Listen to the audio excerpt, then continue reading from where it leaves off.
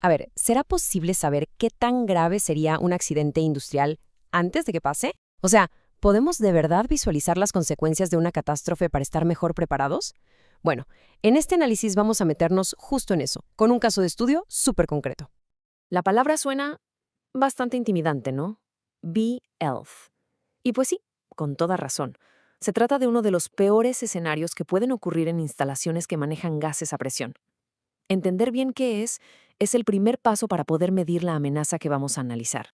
Y aquí está la pregunta del millón, porque una cosa es saber que algo es peligroso en teoría y otra muy, muy diferente es poder dibujar en un mapa real hasta dónde llegarían las consecuencias. Y justo ese es el problema que vamos a resolver hoy. Muy bien, pues vamos a entrar de lleno en nuestro caso de estudio.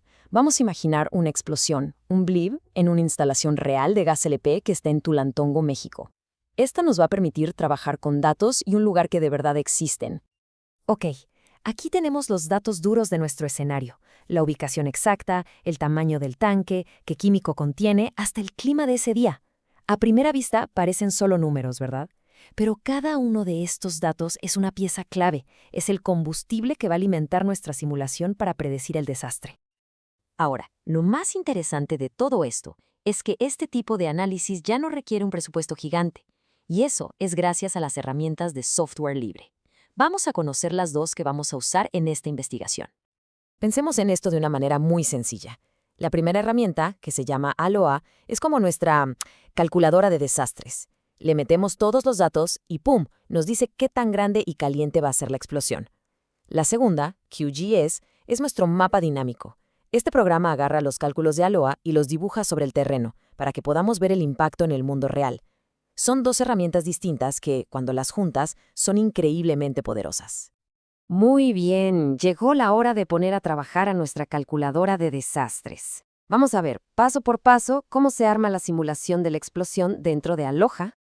Es bastante directo, la verdad. Simplemente tomamos toda la información de nuestro caso y la vamos metiendo en Aloha. El programa necesita saber el dónde, el qué, el cuándo y el cómo para poder hacer su magia. Como el gas LP es una mezcla, usamos su componente principal, que es el propano. Y, muy importante, para la falla nos vamos al peor escenario posible, que todo el contenido del tanque explote al mismo tiempo. Y esto es lo que nos arroja Aloha. Ojo, esto todavía no es un mapa, es pura física. Lo que vemos son círculos concéntricos que representan la radiación térmica. Cada círculo es un nivel de peligro distinto, medido en la energía que llega por metro cuadrado. Es, digamos, la anatomía cruda de la explosión. Ahora sí viene el paso crucial. Tenemos que tomar esos números y esos círculos abstractos y ver qué significan para la gente, para las casas, para todo lo que está en el terreno. Así que nos movemos de la simulación al análisis visual en QGIS. Empezamos con una hoja en blanco, por así decirlo. Esta es una imagen de satélite del sitio real en Tulantongo, cargada directamente en QGIS. Aquí es donde va a pasar todo. Vemos las calles, los techos, los campos. Este es nuestro lienzo. Y ahora, el momento de la verdad. Exportamos esos círculos de amenaza que nos dio Aloha y los ponemos encima del mapa satelital. Y de repente, ¡bam! El peligro que era abstracto se vuelve terriblemente concreto. Ahora vemos exactamente hasta dónde llegaría el calor de la explosión. Pero para realmente entender el costo, necesitamos saber qué hay dentro de esas zonas de peligro. Y aquí es donde entra otra herramienta increíble, la base de datos Open Buildings de Google. Con ella podemos añadir una capa que identifica la ubicación de cada construcción, de cada edificio en toda el área. Con todas nuestras capas ya en su lugar, llegamos al clímax de esta investigación. Ahora sí, podemos cuantificar, no solo qué está en peligro, sino quién. Los números que vamos a ver son el resultado de cruzar toda esta información. Y aquí está el primer conteo de daños. Fíjense bien. La zona roja, la más peligrosa, la que es potencialmente letal, tiene adentro 332 edificios. La zona naranja, con riesgo de quemaduras de segundo grado, afecta a 351 estructuras. Y la amarilla, donde el calor ya causaría dolor, alcanza a casi 1.500 edificios. Pero claro, los edificios no están vacíos. ¿Cómo pasamos de contar casas a contar personas?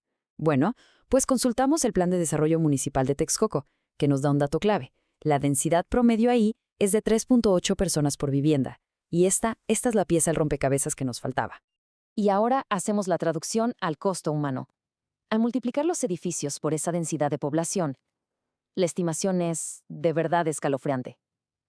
Hablemos de más de 1.200 personas en la zona de peligro mortal, más de 1.300 en riesgo de quemaduras graves y más de 5.600 en la zona donde sentirían dolor.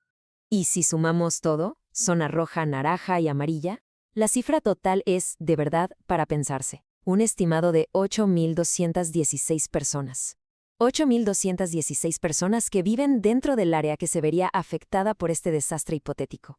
Un número que antes, pues era una incógnita, y ahora, gracias a esto, es visible, es cuantificable. Entonces, ¿qué significa todo esto? Más allá de este escenario en particular, lo que este ejercicio demuestra es un cambio fundamental. Un cambio en cómo podemos entender los riesgos y, sobre todo, cómo podemos planificar para enfrentarlos. El punto central de todo esto es que la capacidad de hacer este tipo de análisis de seguridad se ha democratizado. Con una computadora, Internet y las ganas de aprender, las comunidades, los investigadores, los planificadores, quien sea, puede usar estas herramientas gratuitas para entender mucho mejor sus propios riesgos y con ese entendimiento, claro, prepararse de una forma muchísimo más efectiva. Y esa es la pregunta final que queda en el aire. Ahora que sabemos que la tecnología para ver y medir estos peligros está al alcance de todos, la barrera ya no es el dinero o el acceso. Quizás ahora es una cuestión de iniciativa, de aplicación. ¿Cómo se podría usar esto en otras comunidades? La herramienta, como vimos, ya está ahí.